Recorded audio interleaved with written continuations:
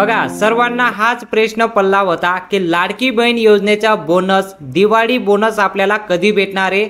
3000 रुपये प्लस 25 रुपये दोघं मिळून आपल्याला 5500 रुपयाचा बोनस भेटणार होता। तर तो बोनस आतापर्यंत सर्व तारखा फेल झाले। आज साहेबांची इथं सभा झाली और फायनली साहेबांनी इथं तारीख देऊन टाकली की याच तारखेला तुम्हाला याच टाइमला पैसे भेटून जाणार। एक बटन दाबणार, एक बटन दाबून कसं साहेब पैसे पाठवतील सर्व महिलांच्या खात्यात। आता भाषण दिलं साहेबांनी, ऐका तुम्ही, तारीख पण ऐका। आतापर्यंत बरेच तुम्ही व्हिडिओ बघितले असतील, शेवटचा व्हिडिओ असणार आहे। साहेब स्वतःहून इथं सांगताय की कोणती तारीख आहे, कधी भेटणार आहे, कोणत्या टायमाला भेटणार आहे, सर्व काही साहेबांनी सांगितले। तुम्हाला लगेच व्हिडिओ दाखवतो आणि व्हिडिओ आवडला असेल तर व्हिडिओला लगेच लाईक करा आणि चॅनलला सबस्क्राइब करा। चला व्हिडिओ सुरू करूया। हे आपण पाहिलं आज गावागावामध्ये या योजनेबद्दल माझ्या लाडक्या बहिणींमध्ये एक वेगळा विश्वास निर्माण झाला आहे। कारण त्यांच्या हाताला काम मिळते, त्यांना स्वतःचं आर्थिक जे काही स्वातंत्र्य त्यांना मिळाले, त्यांच्या स्वतःच्या सहीशिवाय पैसे काढू शकत नाही। ही योजना बंद पाडण्यासाठी देखील महाविकास आघाडी कोर्टात गेली। माझ्या लाडक्या बहिणींना म्हणाले, काय तुम्ही भीक देताय का, विकत घेताय का, लाच देताय का? अरे काही बोलायला लागले। परंतु या लाडक्या बहिणी ज्यांनी त्यांच्या योजनेमध्ये खोडा घातलाय त्यांना योग्य वेळी जोडा दाखवल्याशिवाय राहणार नाही, हा देखील विश्वास मी या ठिकाणी व्यक्त करतो। आणि लाडक्या बहिणींना हेही सांगतो, 1500 रुपयावर सरकार तुम्हाला थांबवणार नाही। तुम्हाला हे सरकार माझ्या सर्वसामान्य कुटुंबातल्या लाडक्या बहिणींना लखपती बनवल्याशिवाय राहणार नाही, हा देखील विश्वास या ठिकाणी देतो। काही लोक म्हणाले लाडक्या भावाचं काय, लाडक्या भावाला पण आम्ही आतापर्यंत राणे साहेब या देशात हे आपलं पहिलं राज्य आहे प्रशिक्षण भत्ता स्टायपंड देणारं। 6000, 8000, 10000 लाडक्या भावांना पण आपण दिले। मुलींचं शिक्षण, डॉक्टर, इंजिनियर, वकील काय जे व्हायचं आहे त्यांना मोफत शिक्षण देण्याचा निर्णय आपल्या सरकारने घेतला। एक मुलीने आत्महत्या केली, 50% पण ती भरू शकत नव्हती, वडिलांवर आपला भार नको म्हणून आत्महत्या केली, इंजिनिअरिंगला शिकत होती। त्याच दिवशी या एकनाथ शिंदेने निर्णय घेतला, माझ्या राज्यातल्या सर्वसामान्य मुलींना उच्च शिक्षण घ्यायचं असेल तर त्यांना 100% फी माफ करण्याचा निर्णय घेतला। शेतकऱ्यांसाठी योजना केली, 6000 मोदी साहेबांचे 6000 आपले। पीक विमा योजना, 1 रुपयात पीक विमा योजना केली। आता 7.5 HP पंपाने शेती करणाऱ्या शेतकऱ्यांना देखील वीज बिल माफ करण्याचा निर्णय सरकारने घेतला। खूप निर्णय आहेत, त्या निर्णयामध्ये मी जात नाही। त्यासाठी एवढंच सांगतो की आणि जे 2.5 वर्ष महाविकास आघाडीचं सरकार, 2-2.25 वर्षाचं महायुतीचं सरकार, या दोघांच्या कामाची तुलना करा। आम्ही हे काम घेऊन जनता जनार्दनाच्या दरबारात जाऊ आणि दूध का दूध, पाणी का पाणी होऊ द्या। आणि म्हणून मला विश्वास आहे 2-2.25 वर्षात केलेल्या कामाची पोचपावती या निवडणुकामध्ये महायुतीला जनता दिल्याशिवाय राहणार नाही। आणि पुन्हा एकदा या महाराष्ट्रामध्ये महायुतीचा भगवा झेंडा फडकल्याशिवाय राहणार नाही, एवढंच आपल्याला विश्वास व्यक्त करतो। एकच काम केलं, सगळ्यांना विश्वासात घेऊन सर्वसामान्य माणसाला काय मिळालं पाहिजे ते देण्याचा प्रयत्न केला।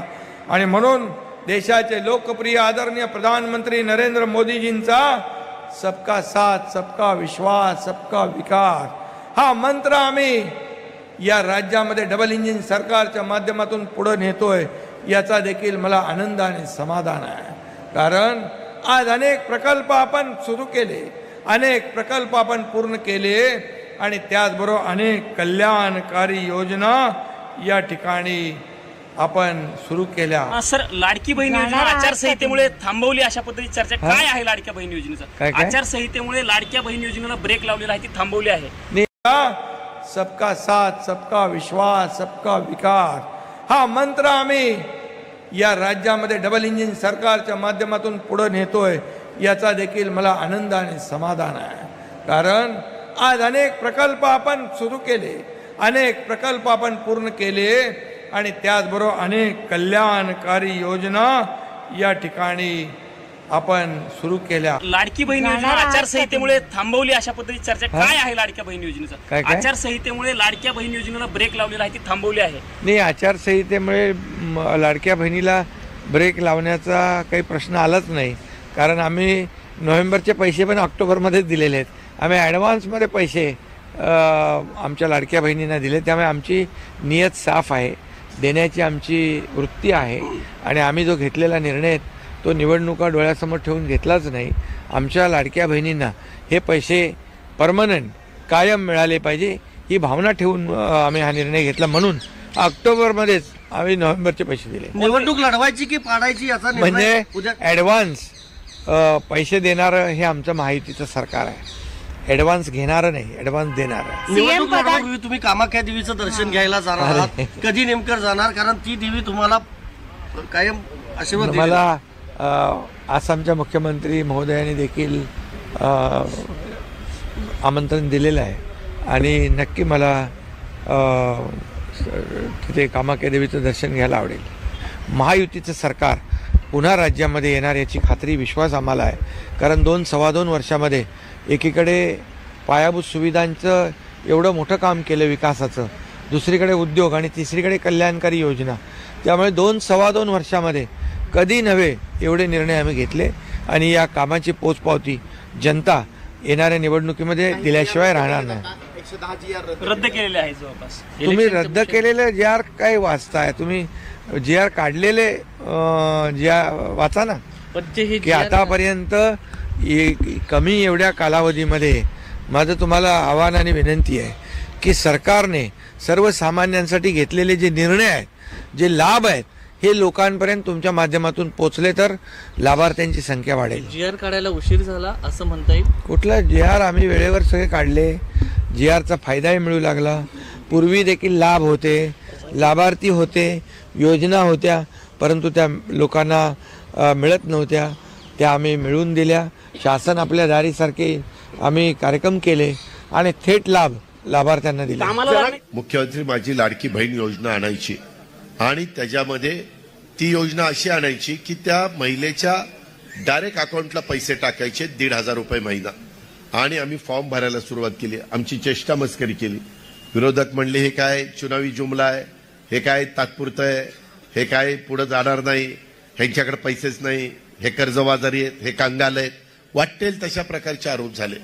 नंतर महिलांना म्हणले घ्या पैसे, पहिले आले लवकर काढून घ्या, नाहीतर पुन्हाच पैसे काढून घेतील. वाटेल ते म्हणजे खरोखरीच मी पण राजकीय जीवनामध्ये सत्तेमध्ये काम केलंय, विरोधी पक्षात काम केलंय, विरोधी पक्षाचा नेता म्हणून काम केलंय, राज्यमंत्री, मंत्री, उपमुख्यमंत्री सगळी पदं तुमच्यामुळे मला मिळालेली आहेत, त्याच्यामध्ये मी समाधानी आहे. पण हे ज्या पद्धतीनं आमची चेष्टा टिंगलटावाळी चाललेली होती, ठीक आहे ना बाबा, तुम्ही तुमच्या सरकारचा असताना तुम्ही काय योजना केल्या, त्याच्यात काही वेगळं करण्याचा प्रयत्न आम्ही करतोय. थांबा ना बाबा, ते मी तेच सांगतोय ना बाळा, तेच सांगतोय. तुझ्या मनात जे आहे ना तेच माझ्या बोलण्यातनं बाहेर पडणार आहे. थांब जरा. त्या संदर्भामध्ये कुठल्याही परिस्थितीत आपल्याला, अरे कोण म्हणतं आमच्या बापाचं, तुझ्याच हक्काचं आहे ना. अरे मी पण शेतकरी आहे बाळा, मलाही फार कळतंय. तुला कुणी लंकेने पाठवलं का इकडं? बस त्यामध्ये ह्या का ज्या गावच्या बोरी असतात त्याच गावच्या बाबळी असतात. कशाला बोलायला सांगताय मला? अरे थांबा रे बाबा, हे काय चाललंय चिठ्ठ्या द्यायचं? ठीक आहे, ह्या ठीक आहे रे, मग बसा ना. माझ्या कार्यकर्त्यांना मी असं डिस्टर्ब करायला नाही सांगत, तुम्ही बसा. त्या संदर्भामध्ये मला आपल्याला एवढंच सांगायचंय की एकंदरीत आम्ही यंदा अर्थसंकल्प सादर करत असताना महिलांना 1,500 रुपये दिले. पहिले 3,000 रुपये दिले जुलै ऑगस्टचे. त्यावेळेस ते म्हणले की आता एवढेच पैसे. ही आम्ही रक्षाबंधनाची, आता पण येताना माझ्या महिलांनी मला राखी बांधली, कुठेही अडचण येऊन देत नाही. बऱ्याच महिला म्हणतात दादा पैसे आम्हाला मिळाले. मी विनंती करतो महाराष्ट्र राज्याचे माननीय उपमुख्यमंत्री श्री अजितदादा पवार साहेब यांना की त्यांनी आपलं मनोगत व्यक्त करावं. आणि म्हणून हे विरोधक जे काही सांगतायत त्यांना पहिल्यांदा तर म्हणले त्यांच्याकडे पैसे नाही, पैसेच येणार नाही. पहिला हप्ता दिला, मग म्हणले की लवकर पैसे काढून घ्या नाहीतर तुमचे पैसे परत घेतील. त्याच्यानंतर सप्टेंबरचा हप्ता दिला आणि आता आम्ही महाराष्ट्रातल्या सगळ्या महिलांच्या अकाउंटला, तुम्ही घरी गेल्यावर बघा तुमच्या अकाउंटला 3,000 रुपये जमा झालेत की नाही. अशा पद्धतीनं वचनपूर्ती करणारं हे सरकार आहे. या सरकारवर तुम्ही विश्वास ठेवा. आज आपण हे सर्वसामान्यांचं सरकार आहे, आपलं सर्वांचं सरकार आहे. त्यामध्ये हे विरोधक जर सत्तेवर आले तर ह्या सगळ्या योजना बंद पाडतील, ह्याचा विचार माझ्या मायबाऊलींनी, माझ्या बहिणींनी करावा. आज राज्याची आर्थिक परिस्थिती चांगली असल्यामुळेच आम्ही याला अर्थसंकल्पामध्ये 35,000 कोटी रुपयाची तरतूद केली आणि आम्ही ही योजना पुढील 5 वर्ष सुरू ठेवणार आहे. कुठल्याही परिस्थितीमध्ये योजना बंद पडणार नाही याची ग्वाही देतो. पण त्याकरता महायुतीचं सरकार आणायला तुम्हाला धनुष्यबाण, कमळ आणि घड्याळ ह्याच्यावर बटन दाबावं लागेल. एकंदरीतच विरोधकांनी राज्याची बदनामी थांबवावी.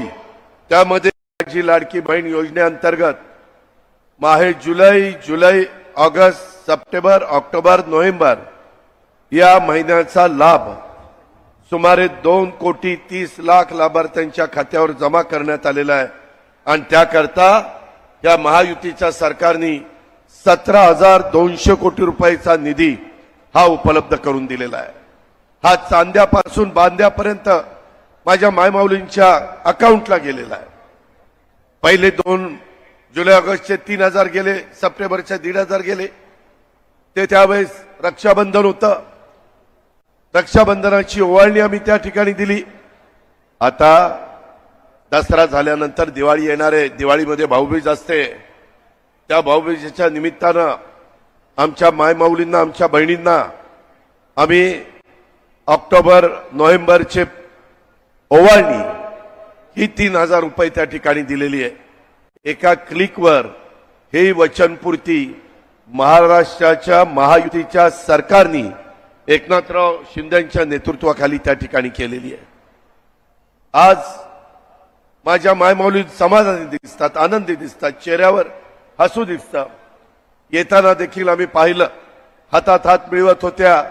चांगला निर्णय घेतला, पुढेही चालू ठेवा, आम्हाला समाधान मिळतंय अशा पद्धतीनं आनंदाने सांगत होत्या.